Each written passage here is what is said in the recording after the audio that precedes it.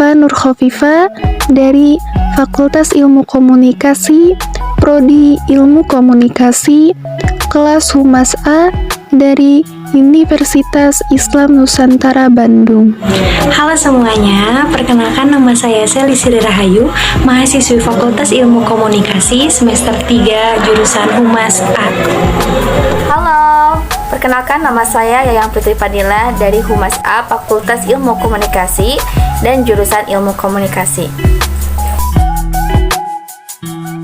Berikut adalah penjelasan dan contoh sumber daya alam. Sumber daya alam sendiri terbagi ke dalam dua bagian, yaitu sumber daya alam yang tidak dapat diperbarui dan sumber daya alam yang dapat diperbarui. Lantas, apa pengertian sumber daya alam itu?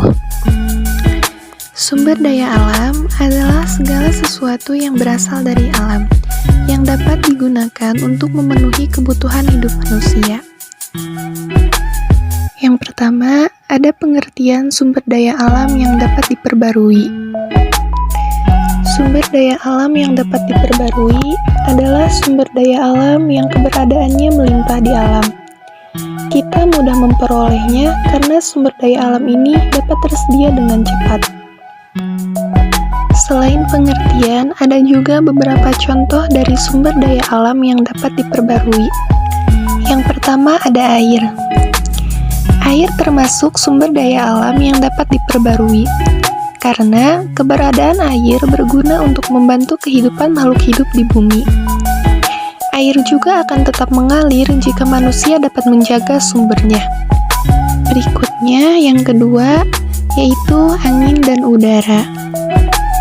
Selain air, angin dan udara juga merupakan kelompok sumber daya alam yang dapat diperbarui. Makhluk hidup dapat bernapas dengan bantuan udara, yaitu oksigen. Selama udara tak tercemar, udara bisa jadi sumber kehidupan manusia. Yang ketiga, sinar matahari.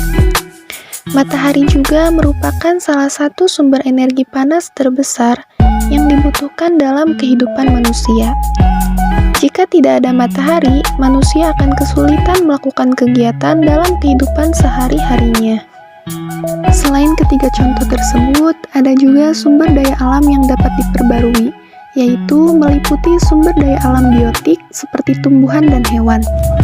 Selanjutnya, sumber daya alam yang tidak dapat diperbarui. Sumber daya alam yang tidak dapat diperbarui adalah sumber daya alam yang jika habis, maka tidak dapat tersedia dalam waktu yang singkat, karena perlu jutaan tahun agar bisa dibentuk kembali atau dihasilkan kembali. Contoh dari sumber daya alam yang tidak dapat diperbarui itu ada 3. Yang pertama bahan bakar fosil, yang kedua minyak bumi, dan yang ketiga ada batu bara. Kerusakan sumber daya alam.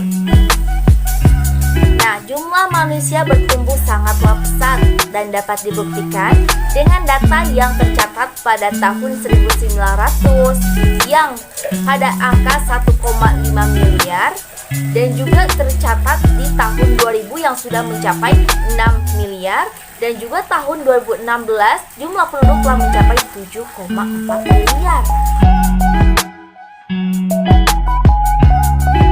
Eksploitasi dan konsumsi yang berlebihan. Alam menyediakan makanan serta kebutuhan yang dikonsumsi manusia melalui sumber daya yang dimilikinya. Sudah selayaknya sumber daya alam ini digunakan dengan pengelolaan sebaik-baiknya. Sayangnya, manusia tidak puas hanya dengan memenuhi kebutuhan. Manusia ingin juga memenuhi keinginan untuk meningkatkan kenyamanan hidup. Perkembangan teknologi yang mengakomodasi keinginan manusia semakin tidak terkontrol menyebabkan perubahan gaya hidup.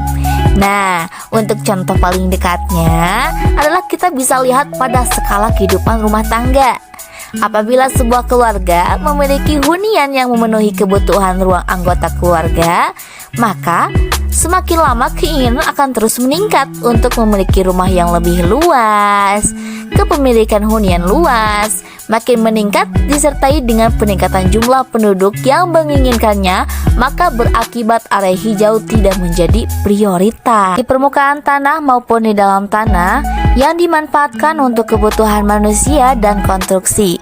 Sayangnya, sumber daya yang dipakai tersebut adalah sumber daya yang tidak terbarukan. Biasanya sumber daya ini digunakan sebagai energi maupun bahan bangunan. Contohnya adalah minyak yang berasal dari fosil dalam perut bumi, gas, biji, besi, baja, batu, dan lainnya. Eksploitasi besar-besaran ini menyebabkan kerusakan pada lingkungan.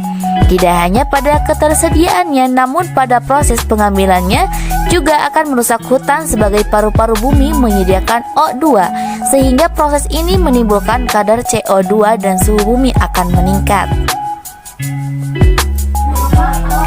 Proses pengolahan dan transportasi. Pengolahan material akan membutuhkan transportasi dari tempat asal ke tempat tujuan yang juga membutuhkan bahan bakar tidak sedikit. Ditambah lagi, dengan transportasi dari tempat pengelola menuju tempat konstruksi, emisi gas terbuang dalam proses tersebut akan menghasilkan gas CO2 sebanyak 80%. Dan jumlah total gas emisi ini terjadi pada saat kita membakar bahan fosil, minyak, gas alam, batu bara, dan lainnya. Kali ini saya akan menjelaskan mengenai pelestarian sumber daya alam. Langsung aja yuk ke materinya. Pelestarian sumber daya alam adalah upaya pengelolaan sumber daya alam yang bertujuan untuk mempertahankan sifat dan bentuknya. Perubahan yang terjadi diserahkan atau dikembalikan pada alam. Contoh pelestarian sumber daya alam: menjaga kebersihan lingkungan, melakukan reboisasi, tidak menebang pohon sembarangan, tidak melakukan perburuan terhadap hewan liar, dan mengurangi pemakaian plastik. Berikut ini 3 manfaat pelestarian sumber daya alam. Yang pertama, mengurangi kepunahan suatu sumber daya alam. 2. Menjaga sumber daya alam tetap bersih. 3. Membuat lingkungan nyaman. Nah, tadi itu pemaparan mengenai pelestarian sumber daya alam. Pembahasan selanjutnya mengenai isu pemanasan global. Isu yang kini menjadi bahasan dalam hubungan internasional. Pemanasan global adalah suatu bentuk ketidakseimbangan ekosistem di bumi akibat terjadinya proses peningkatan suhu rata-rata atmosfer, laut, dan daratan di bumi. Selama kurang lebih 100 tahun terakhir, suhu rata-rata di permukaan bumi telah meningkat sekitar 0,74 sampai dengan 0,18 derajat Celcius. Gejalanya antara lain: 1. Melelehnya es di kutu, 2. Meningkatnya permukaan air laut, 3. Terjadinya gelombang panas, 4. Rusaknya ekosistem laut, 5. Semakin sering terjadinya banjir, 6. Kondisi kesehatan tubuh yang menurun, 7. Punahnya hewan di bumi, 8. Terjadinya pergeseran cuaca. Penyebab pemanasan global secara umum adalah meningkatnya produksi gas rumah kaca. Semakin banyak gas rumah kaca, maka semakin banyak konsentrasi ozon atau O3 yang bereaksi dengan gas rumah kaca tersebut. Jadi dapat disimpulkan bahwasanya pemanasan global ini tidak hanya dialami oleh negara-negara besar saja, termasuk Indonesia pun mengalami hal ini. Walaupun Indonesia termasuk ke dalam negara yang beriklim tropis, akan tetapi pemanasan global ini merupakan salah satu masalah yang sedang dihadapi oleh negara kita semua, yaitu Indonesia.